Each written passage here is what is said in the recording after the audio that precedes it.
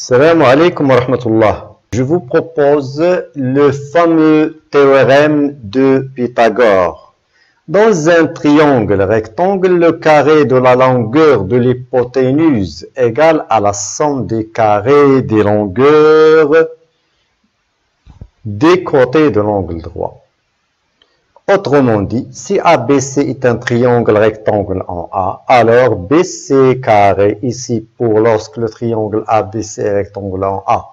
Donc l'hypoténuse, c'est-à-dire le côté opposé à l'angle droit qui est A, donc le carré de sa longueur égale à la somme des carrés des longueurs des deux autres. À quoi sert théorème de Pythagore? Théorème de Pythagore, ça sert à calculer les longueurs dans un triangle rectangle. On va prendre tout de suite un exemple. ABC est un triangle rectangle en A tel que AB égale à 6 et AC égale à 8. On va calculer donc l'hypoténuse, c'est-à-dire calculons BC. Donc BC carré égale à AB carré plus AC carré. Donc on va remplacer AB avec 6. On va remplacer AC avec 8. Donc 6 au carré, ça veut dire 36. 8 au carré, 64 égale à 100. Donc BC égale... donc ici, on doit prendre, puisque BC c'est une longueur, c'est un nombre positif. Donc je dois prendre le nombre positif, c'est-à-dire la racine de 100, c'est-à-dire 10, donc BC égale à 10. Voilà, on a trouvé la longueur de l'hypoténuse. On va faire une petite construction. Donc, on va prendre donc AB égale à combien? Égale à 6. Donc, voilà, 6. Donc, j'ai besoin d'un angle droit. Donc, je vais tracer la droite perpendiculaire à AB passant par le voilà. Donc ici, j'ai besoin du point C. Donc je vais prendre le cercle dont le centre A et le rayon est 8. Donc c'est 8.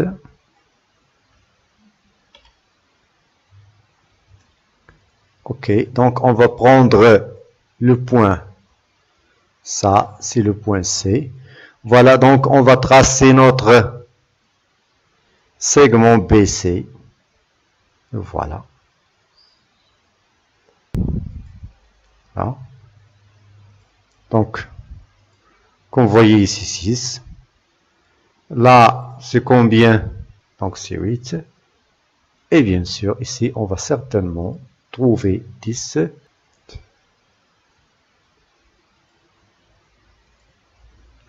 Voilà, bien.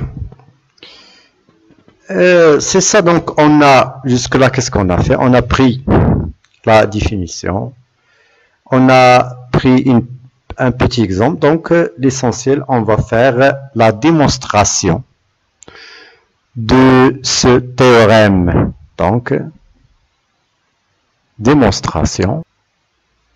Donc, il y a plusieurs façons de démontrer le théorème de Pythagore. Je vais vous présenter une façon. Donc, c'est pour cela qu'on va prendre un carré. Donc, on a besoin d'un quoi? D'un polygone. Alors, polygone régulier. Donc, voilà. Alors, oui, c'est 4.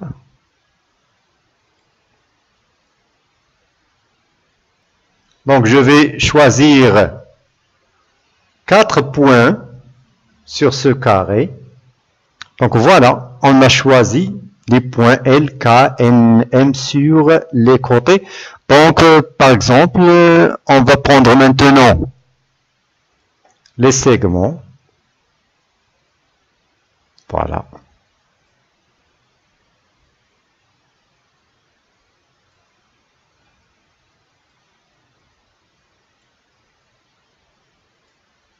Maintenant, la distance est K, donc on va considérer que la distance est K égale à, par exemple, A. Cette distance est égale à B. Donc, cette distance égale à combien? Cette distance, puisque KH égale à IL, donc cette distance égale à B. Donc, il ne reste quoi ça? Évidemment, parce que tous les côtés sont égaux dans un carré, donc il ne reste ça, là égale à A. Bien, encore, là, c'est quoi? C'est B. Et bien sûr, là, il nous reste A. Là, c'est quoi? C'est B. Et là, égale à A. Très bien. Qu'est-ce que nous pouvons dire de ces triangles? Les 4 triangles verts, ils sont comment? Alors, qu'est-ce qu'on voit là? On voit que dans chaque triangle, il y a A, il y a B. C'est là A, il y a B. C'est il y a A, c'est il y a B. C'est A, il y a B. Mais encore une fois, il y a une chose très importante, c'est que chaque triangle est un triangle rectangle. Donc les 4 triangles verts sont des triangles rectangles. Donc ils ont chacun un angle droit. Les côtés de l'angle droit sont 2 à 2 égaux. Donc ces triangles, ils sont superposables. Regardez là, parce que ce côté, hein, il peut, par exemple, si on fait, c'est-à-dire glisser ce triangle sur ce triangle, donc alors, l'angle droit sera sur cet angle droit. Le B, c'est B. Alors A, sur A. Alors le côté, l'angle droit sur l'angle droit. Donc, c'est la même chose pour le triangle NGM. La même chose encore pour le triangle LMF. Ça veut dire quoi? Ça veut dire les 4 triangles sont superposables. Ils sont superposables. Donc, s'ils sont superposables, qu'est-ce qu'on peut en déduire? Donc, on peut déduire que ces côtés, c'est-à-dire le troisième côté, ces côtés sont tous égaux. Ah, je crois que c'est clair ça. Donc, c'est-à-dire ce côté, encore ce côté, ils sont tous égaux. Très bien. Donc, ces côtés sont égaux. Alors, une autre chose, regardez ces angles. Cet angle, par exemple, mesure X.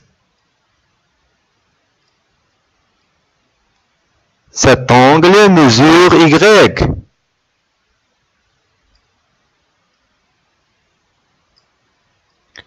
Qu'est-ce qu'on vient de dire à propos du triangle? Ils sont comment? Ils sont égaux. Ils sont superposables. Donc X, donc cet angle est égal à cet angle. C'est X, c'est normal. C'est la même chose parce que on vient de dire les triangles sont superposables. Donc on glisse ce triangle sur ce triangle, cet angle sera confondu sur cet angle. De là, Y. Voilà.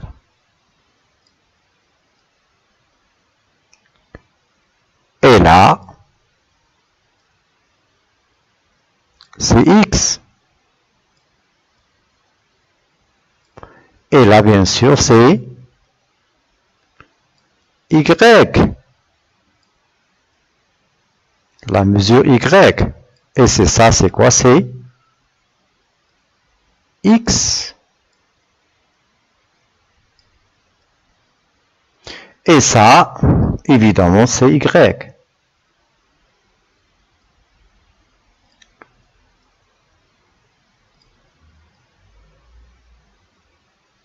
Très bien.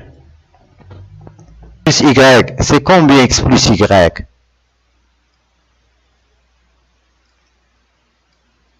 x plus y égale à 90 degrés. Alors, pourquoi 90 degrés? C'est normal parce que on est dans un triangle rectangle. Les deux angles aigus dans un triangle rectangle sont complémentaires. X plus y égale à 4. Donc ici, x plus y égale à 90 degrés. Donc, quelle est la mesure qui reste là? C'est 90 degrés. La même chose, c'est 90, 180, 90, la même chose, 90, la même chose, 90 degrés. Donc, dans chaque angle, il y a 90 degrés. Pourquoi? Tout simplement parce que l'angle est un angle plat. Les deux angles x, y sont complémentaires. Donc, il nous reste ici 80. Donc, on va demander au logiciel de visualiser ça. Donc, alors, c'est 90. On déduit que le quadrilatère LKNM est un carré. Pourquoi c'est un carré? Parce que les angles sont droits, les côtés sont égaux. Les angles sont droits, les côtés sont égaux. Donc, le quadrilatère LKNM est un carré. Alors, question. Comment peut-on exprimer la surface du carré EG, EHGF? Puis c'est un carré, donc la surface bien sûr d'un carré égale à la longueur du côté au carré. Ici le côté c'est EH.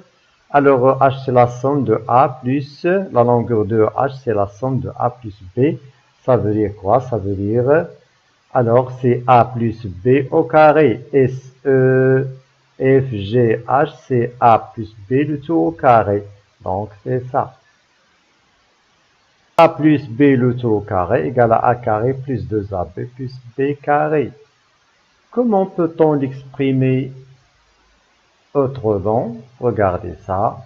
La surface du carré EFGH, c'est la somme de 4 triangles rectangles identiques, des verts, plus la surface du carré LKNM.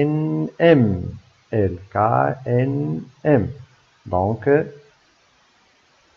SEFG égale à 4 fois SE, c'est-à-dire la surface EKL fois 4. Pourquoi fois 4? Parce que on a 4 triangles rectangles qui ont la même surface, plus la surface du carré LKNM. Donc, c'est quoi la surface du triangle EKL? Évidemment, c'est A fois B sur 2. Donc, on aura quoi? 4 fois AB sur 2 plus... Alors, ici, par exemple, exprimer chaque côté par C, par exemple. Donc, on va poser... Alors, par exemple, ici, c'est C. Donc, ici, c'est C. Et bien sûr, toujours c'est C, c'est la même chose. Donc, la surface de ce carré égale à C au carré.